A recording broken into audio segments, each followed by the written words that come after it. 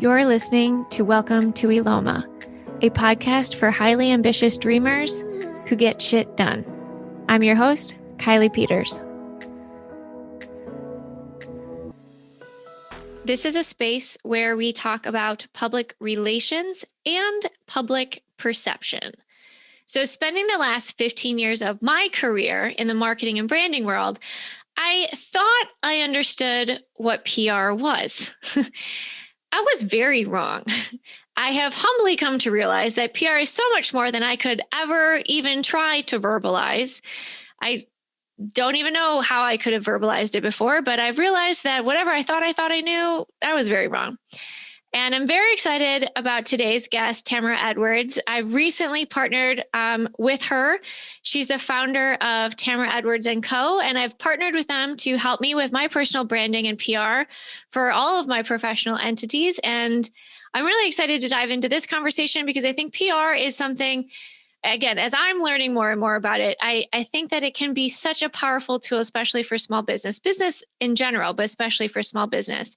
So Tamara she's a badass. She's built her career working on the Hill in DC. She's been building magazines, speaking at TEDx, crushing lists of people to watch. Without further ado, welcome to Eloma, Tamara. Thank you. Thank you for having me. I'm so pumped that you're here. And I know you and I could just spend hours in chatting about pretty much anything, but I'm going to try to stay on topic today. So let's go ahead and dive in. When we talk about public relations for small businesses, tell me a little bit about what small business owners need to know when it comes to PR and how public perception impacts their business.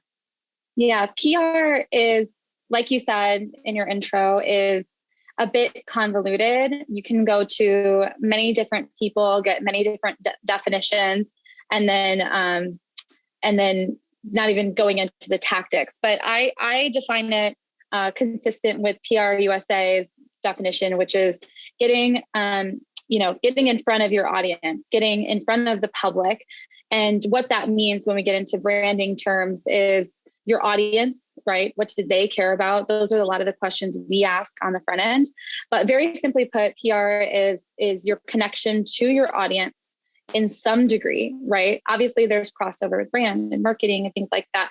In my own words, and I just add a little layer to that, is my definition of PR personally is PR is brand continuity. It's one thing to have a logo. It's one thing to have a website, but how are you staying relevant? And there's actual real-time things associated with PR. So it's a constant activity. It never ends. It's so much fun. It's my favorite thing to talk about. And I think for me, at least, it puts a lot of other things into place in business. And so my approach is PR and communications infrastructure. But PR is just, it's your story. And it's so fun in the beginning when we first engage with new clients or even prospective clients, is like, what's your story? I just love hearing people's stories and how they want to tell them. And that's our job, to help bring that to new audiences. Yeah, absolutely. When you say, what's your story? I think of Bye Bye Birdie. What's your story, Morning Glory? Call back to old movies.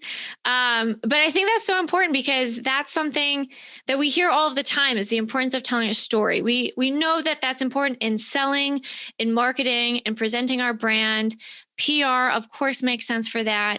And I think that's something that as owners, it's embarrassing to admit this, but I think we're pretty bad at doing that ourselves. We can do that better for our clients if you are working in that type of field, but I think we do a bad job of doing it for ourselves. So if you're, and now that I'm a client of yours and we just started doing this process, what would be pieces of advice you would give to a small business owner who's trying to do a better job at DIYing their own storytelling? What are maybe a couple nuggets you could kind of give them to chew on? Couple of bones. Yeah. I always say that I'm a very tactical person, but I'll give sort of the strategy overview to help inspire, but I'll actually offer some tactics too, get started with this, and this will actually, awesome. I think, help change your business. But to me, PR is especially in 2022, is not just send a press release, get in the news, and then that's it, right? You need to amplify this story and this message and that earned media. One thing we focus on is also owned media, not necessarily trying to build your website, but making sure that all of the buttons work and that the messaging is very consistent with what we're saying. So when we're building a PR kit, so to speak, right, I need things like a boilerplate, right? Rain 9 is a great example where you as a brand strategist, as a writer, as a visionary, you had these things already in place. Sometimes with our clients, we need to start there. But PR is really about just building out your infrastructure of what needs to be, how these things are going to flow. And we ask our clients, if you're not sure where to start, if you want to DIY, we say to our clients, what are 5 things, 6, 4, that you really want people to know about your brand? Culture, growth, hiring, your mission, your vision, where you want to be in 5 years. And how are we going to tell that story in real life? So that's sort of how PR is made, so to speak. But in another way of thinking about it, that's a little bit more, like you said, DIY, is PR can also be a company newsletter, right? I always say, if you're going to be in front of one select audience, what would you say to that group, right? If it's your clients, if it's your team, if it's your colleagues, if it's your industry, what do they need to know? If we're talking industry, it's going to be something around differentiation, right? It's going to be something around being cutting edge or how you're participating or adding value to that conversation. If we're talking community, what are you doing from a corporate social responsibility standpoint? If we're talking about companies, say you need to recruit, what are you doing from a culture standpoint or benefits that is going to attract people? Now, let's put this into maybe an easier headspace. Is if you were to give a speech or lead a workshop or put everyone in the same room and you had 1 minute to speak, maybe 30 seconds, if I really want to challenge you, what would you say to that audience? And that can be distilled into a newsletter. And that's truly what PR is all about. It's just and I don't say this often, but it really is just a newsletter. Now, from a PR standpoint, we of course have tactics and, nice softwares and contacts and relationships and enough experience to really get it into the news and to find the right reporters and build media relations. But you want to have that done. You can DIY that, especially in a local media environment. But you can do that yourself if you have the right training and tools. And YouTube's a great place. There's plenty of smart PR people out there. But really, it's what is the story you want to tell and how are you going to tell it? If you're going to disseminate that information, again, newsletter could be great. Let it flow into social media. From a PR standpoint, that can be a great starting point as well. Yes, absolutely. And I think, you touched on earlier how there's some overlap between marketing and PR and all these things, right? So I think it's I love that you cast it in the lens of storytelling, because at the end of the day, that's what we're all trying to do, right? Is tell our story in a meaningful and impactful way. So it's like, okay, guys, if you're going to DIY this, get really clear on your story and why anybody should care about it, right? Yeah. Okay, so if somebody gets into the DIY, I'm going to DIY my PR. Have fun with that. Now, say you get into it and you're semi-successful and then you're like, yeah, this shit's really hard. I should hire someone. Yeah. What are some things that they should be looking for? Because I will say this as, I experienced this personally. It's like, I felt so silly. I've spent my career in marketing and branding. And I'm like, I know how to hire a PR agency. And I made a lot of huge, very expensive mistakes because I didn't know what I didn't know. So whatever you're about to say, I wish that I had heard that first. So if you were to say to a small business owner, okay, they're looking to hire a PR agency, these are some things you should look for. What would they be? Yeah. And that's a great question because I'm very close with, I would say, 5 or 6 different PR firms all around the country. And I call on them for help. They call on me for help. We know each other's strengths. And like, for example, a friend of mine who has a PR firm out in San Diego, queen of pitching. She could pitch a story like no other. And she just has taught me so much, right? So, but to really answer your question, is every PR firm, when I found, is so different in their approach. My approach to PR is dedicated to PR and communications. We will get the PR function actually going for you. I'm also want to be conscientious and participate in your actual business activities. What is happening? How are we aligning the story? What is the most important thing? So these two things go hand in hand. And then again, when we earn the media, it's not the first time that your audience is hearing about this story we've been trying to tell. So we actually use the press release as an asset, right? But when you're shopping for a PR firm, they can be very expensive. A lot of them have, high retainers. What is the ROI? And there's no guarantee with PR. There's no guarantee that we're going to get our clients into press. But, I say we have a very high batting average. We will be successful. We will find ways to be successful and be agile, but make sure you're clear on tactics and ROI, and ask a lot of questions on the front end, because it really goes back to the personalities. In my view, great PR is both of us, Kiley and I, doing the work. I work very closely with CEOs, executives of many different companies, some with 5,000 employees, some with 5. And it's important to me to be directly talking to the leader of that organization or the visionary of that organization who has a vision and can ebb and flow. And, so it goes back to personalities. And then really, what is how does your PR firm measure success, and how do you measure success? And those are some of the first conversations we have with our clients. Like, what does your dream scenario look like? And then we will help apply what we know to help you get there. Not every PR firm is going to be that way. We've seen PR agencies, especially, operate in a very cookie cutter, this step way. Yeah. And they're still very successful for their clients. Also ask about industry, ask about region, ask about, what their relationship with the media is like and what they view as the pulse of their specific market. I do different markets and different industries, but I approach PR specifically. We create the stories around our clients and the media follows, even though I might have relationships in similar industries and different spaces. Media relations actually for me is the easy part, because my clients are the best story. So we make them cutting edge. We position them quite a bit on the front end. A lot of PR firms, and this isn't a bad thing, maybe you were producers or, come from networks and they have very specific relationships.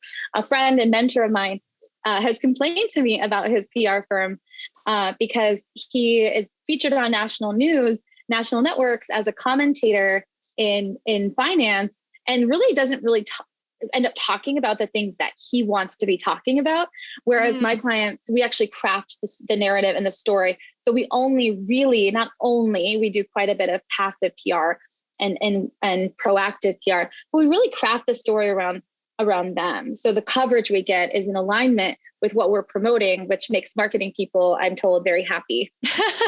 Yes, that's always a great one-to-one when it comes from get really, and I want to go back though to your push on storytelling, and just a note to anybody listening, get really, really clear on the story that you're telling.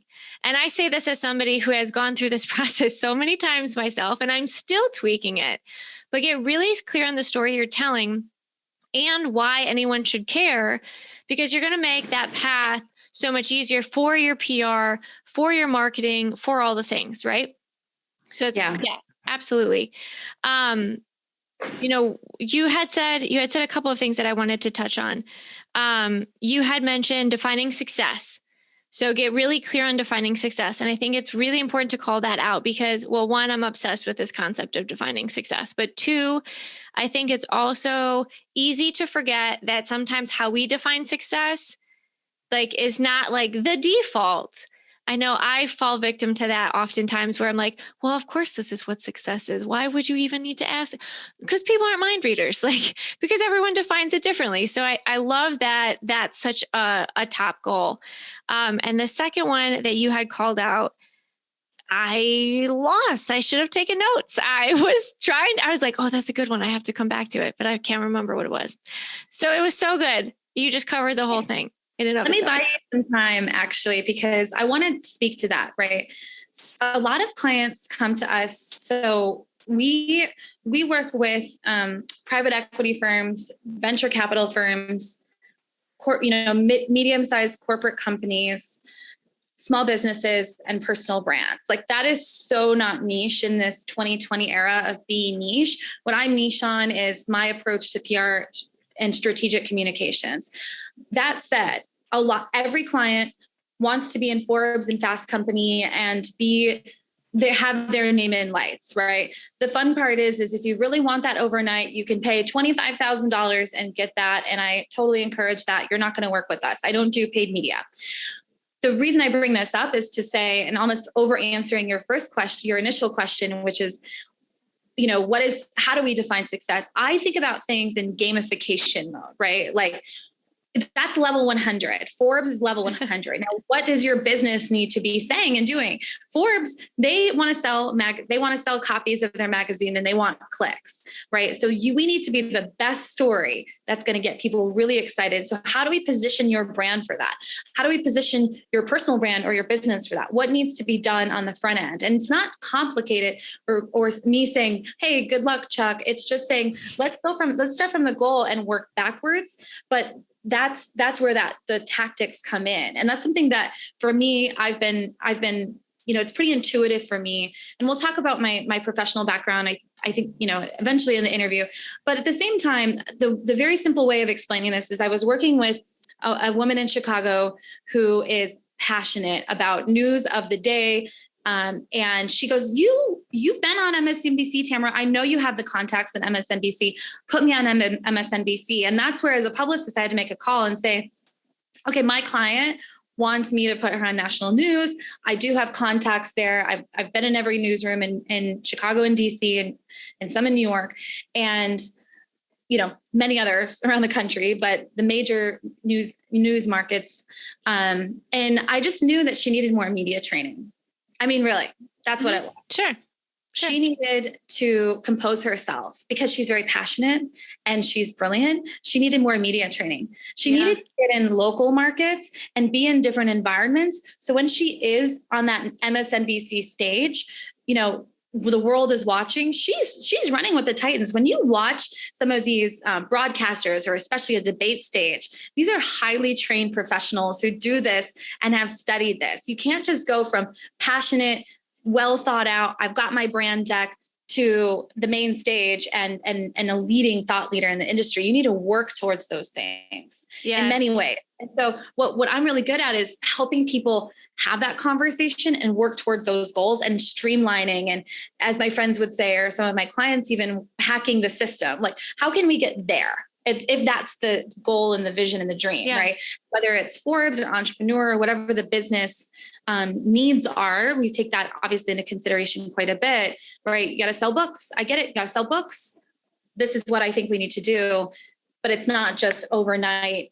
We're all on Oprah. Wouldn't that be lovely? Like, tomorrow, I'll just chat it up with Oprah. That would be amazing. No, I love that, and that's such a good call, because I think a lot of entrepreneurs tend to be type A and tend to be a little bit impatient. Guilty myself.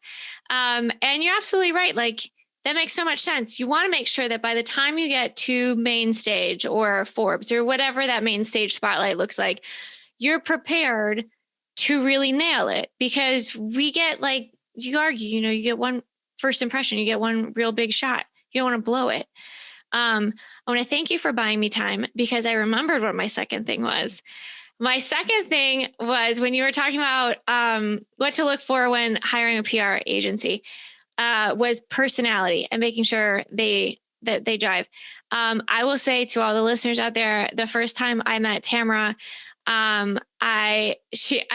we were connected by a mutual friend, and I was like, this is amazing. She seems awesome and badass. Let's just chat. And then I realized, I think I need PR.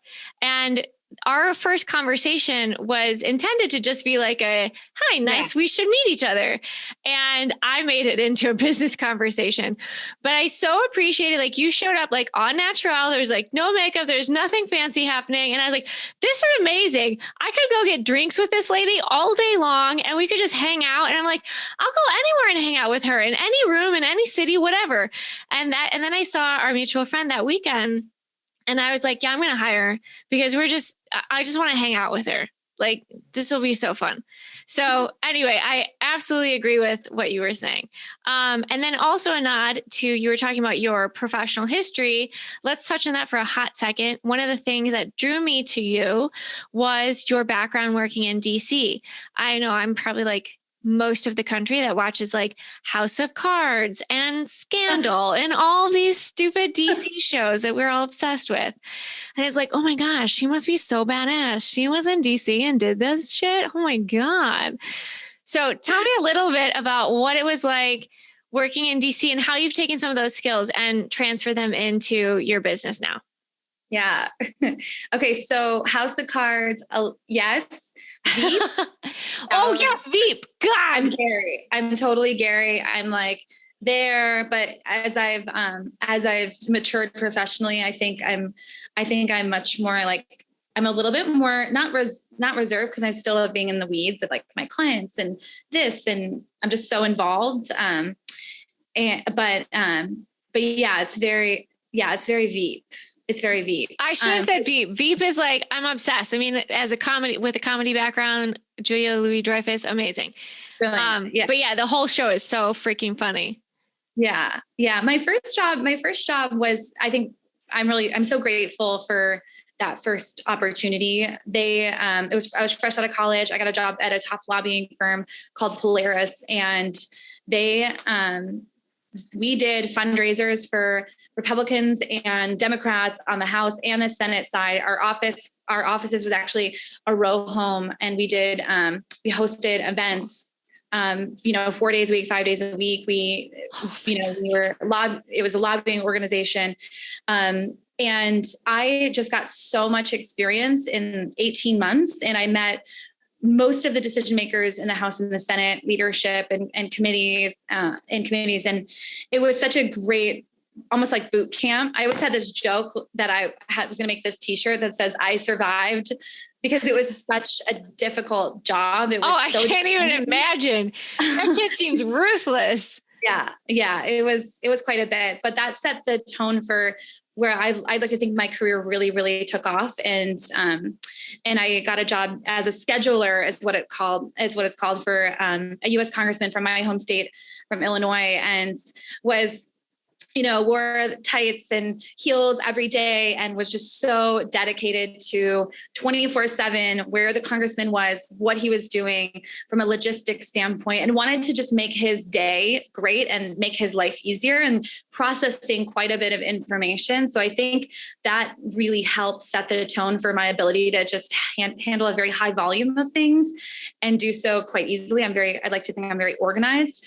But I said to my chief of staff, who I'm still very close with, and I said, I want to do PR and communications. And he said, great. And the good news is I worked on the House side, and it's, there's a limited number of staff that you can have in any office. Whereas the Senate side, it's based on population, which gives obviously a much bigger budget. So places like California have like 80 staff, and you have folks in DC and in the districts themselves. And, if you're in a rural district, you have several satellite offices. So the constituents, they try to be at least an hour away from minimum from their constituents. So all of that to say is I had this, very, very incredible experience working for the congressman on campaigns for 5 years, writing speeches, crisis communication, social media, proactive, but we were strategic from the get-go. And that was because of the congressman's communications director. Her name's Maura Gillespie. She's actually like photographs right there.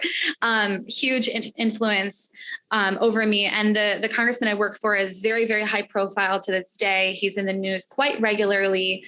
If you send me a message, I'll be happy to share who that was. But all of that to say is I was really, really built as a publicist by these incredible visionary thinkers. And what really made me leave was nothing other than I was living in DC. I'd like to think I was thriving in DC, but I'm from Chicago and my family's from here. I have 6 nieces and nephews and I just adore them. And the congressman's office is near Chicago.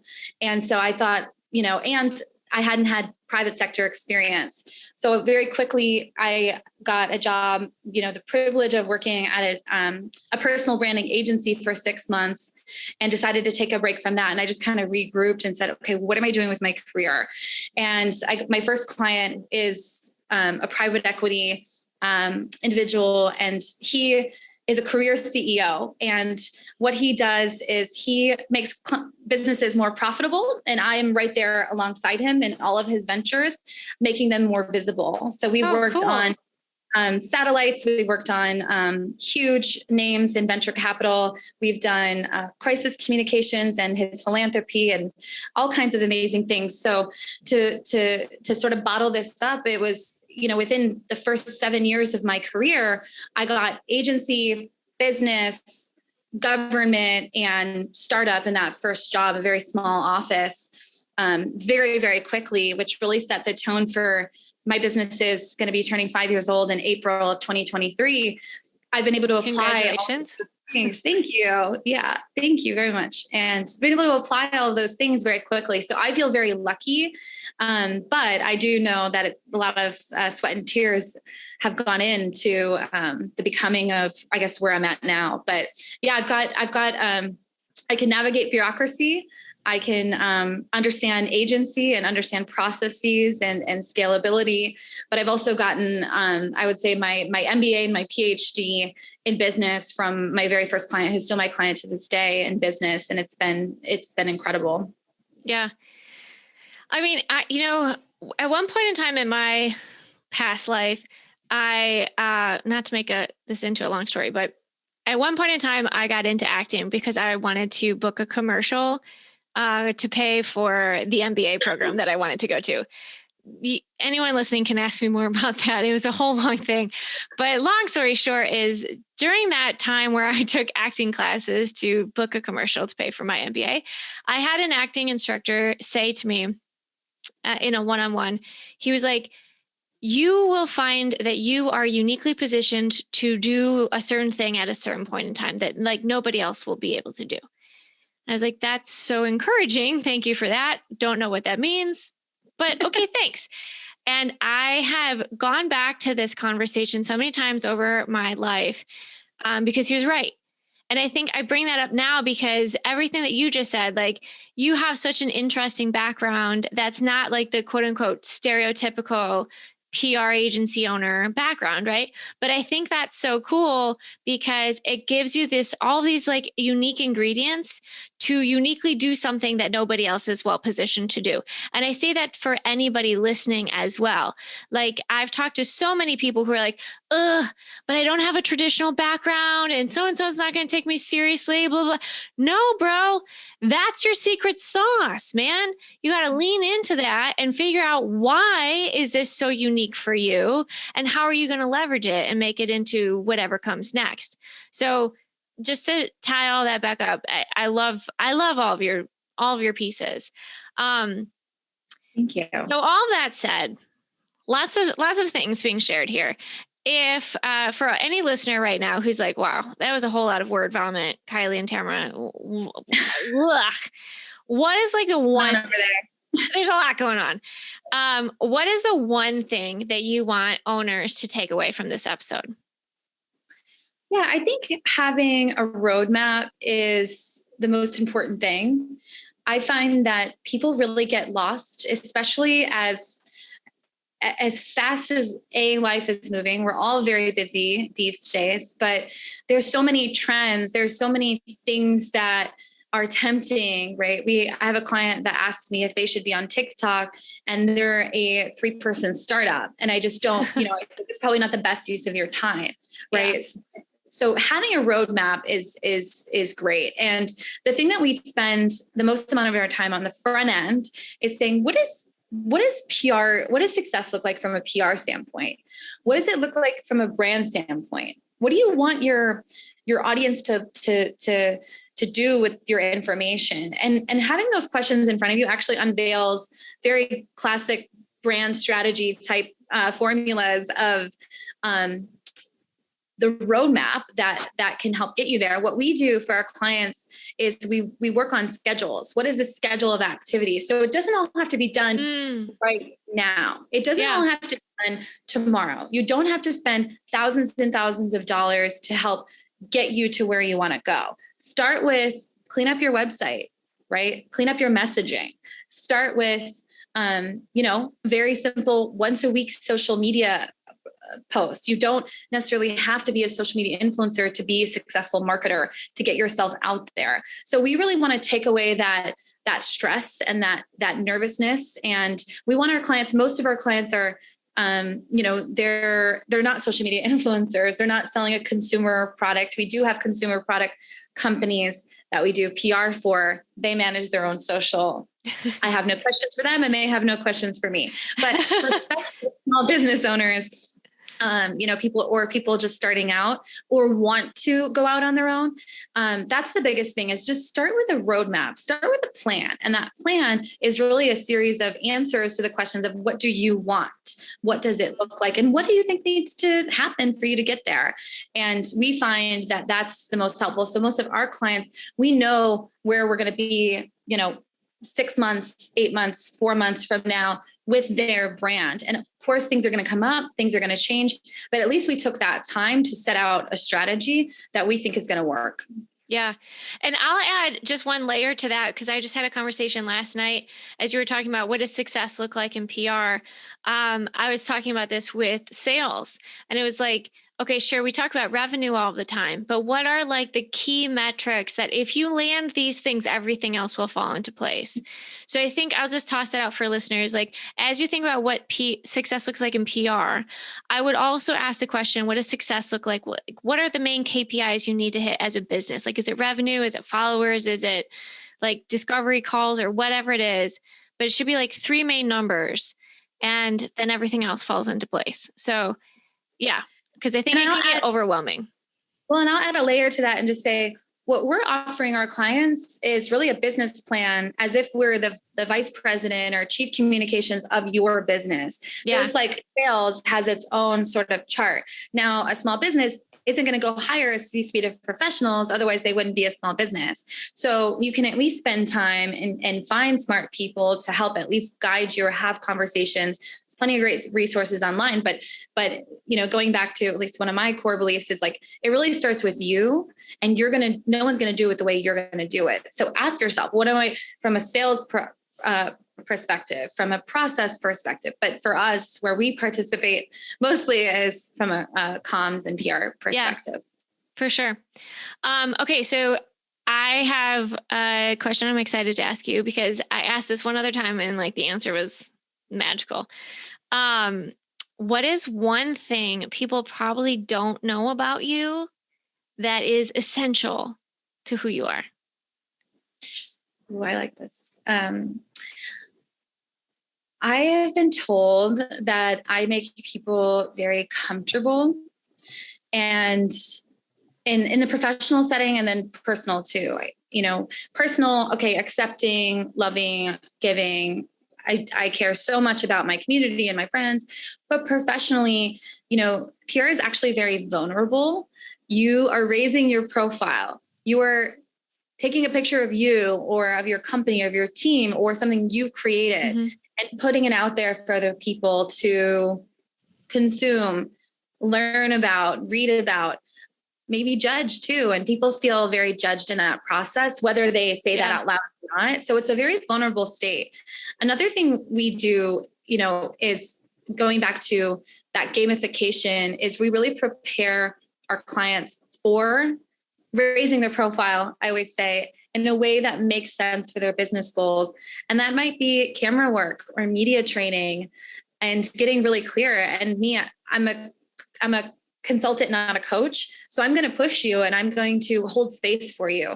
And so I think I think that's the thing is it's not like I set out like, I'm going to make Kiley feel comfortable today. And that's my job. I think that's inherent because I've been in very fast-paced environments. I don't have time to judge. I'm here to get the work done and try to, learn about you and make sure you feel comfortable. But I also want to deliver you something that you're really going to love and that's going to make a difference. So how do those two things play together? And I think that's just an interpersonal thing.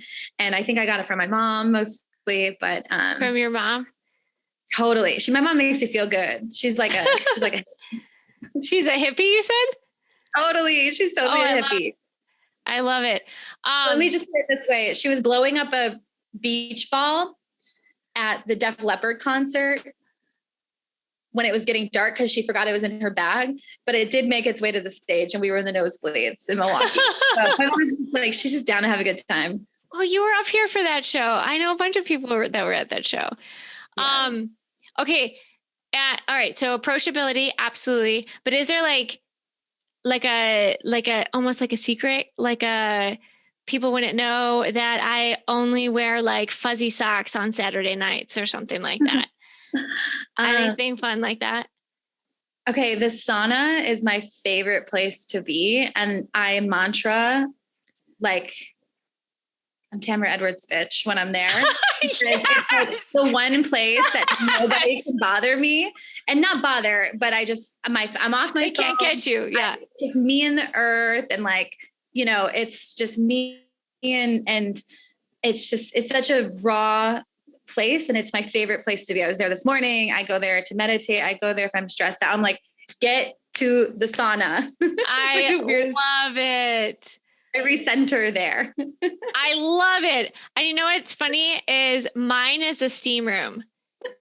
I like right next to the sauna. Like the sauna is like too hot for me, but water's my happy place. And I find the steam room and I'm like, oh my God, my brilliance is you happening become you. here. Yeah. I'm like sweating and like my hair is dripping and like the water that's dripping from the ceiling. And I'm like, oh my God, the brilliance ideas that I've been working on. Like, boop. Yeah. I kind of think it's like something about simulation where, you're an entrepreneur, I'm an entrepreneur, like I'm creating services and products and I want to have a venture fund one day. And so there's so much stimulation in my day and my husband, we are going to be married for our anniversary is coming up and we're very happy, we're in a very happy stage. Family's okay. So it's like, there's so many great things happening and of course challenges, but it's like, there's so much stimulation in the physical environment, especially this room that you're like, I can't even think. I'm just me right now. Yes. I'm just a being. Yes. I love it. I love it. All right. So you're the sauna. I'm the steam room. We'll come out and high five and go on and continue being badass bitches. Okay. Awesome. Tamara, what is the legacy you want to leave or the impact you want to make?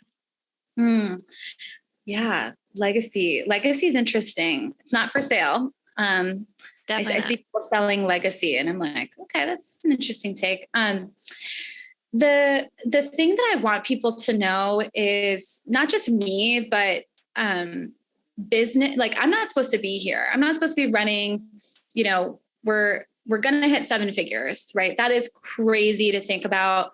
I remember my first check from a client was like $1,000. And I was like, oh my goodness, someone is going to pay me to do something more than my rent. This is insanity, right? So it is really just about life, entrepreneurship, just working hard. There's sacrifice, there's good days, there's bad days, but it's just about choosing you. I'm in 2 wonderful coaching programs. One is Anna Kusala. One is Neha O'Rourke of Somewhere in Between Coaching. I'm mentored by great people, but I'm heavily coached. And because I chose me and I've invested in myself, and these 2 women are just so powerful, but coaching aside is I just choose me. And it really comes back to me.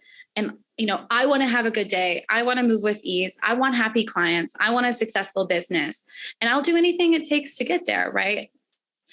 Within reason, with grace, and keeping healthy relationships. And my values, they're unwavering. Right. But I choose me first, and everything else really comes into place. And that's coming from a person who just a few short years ago was a congressional staffer. Yes, who, worked for a lieutenant colonel in the Air Force, worked for a lieutenant colonel in the Army, later, right? Yes, sir, no, sir, mission critical. We all do this teamwork, but you can still set time aside for yourself and get clear on what you want. And you don't have to burn bridges or just quit your job, whatever it is. But I've chosen myself. Tamara Edwards is on my business card because that's who I am. No one's going to determine my income or my future or the direction of my business. And I've hired the wrong people and I've made a lot of mistakes.